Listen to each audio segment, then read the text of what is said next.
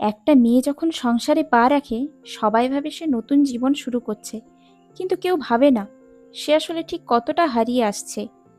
সবচেয়ে বেশি সে হারায় যত্ন। হ্যাঁ, যত্ন নামের ছোট্ট কিন্তু দামি জিনিসটা।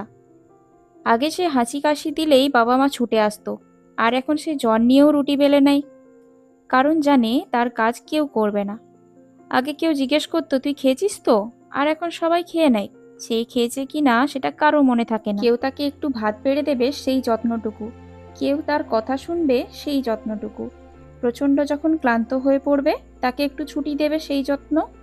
এত সব হারিয়েও মেয়েরা কী রকম সংসার আগলে ধরে জীবনটা পার করে দেয়। তাদের কোনো ছুটি নেই, তাদের কোনো ছাড়ই নেই, তাদের চোখের জলেরও কোনো দাম নেই।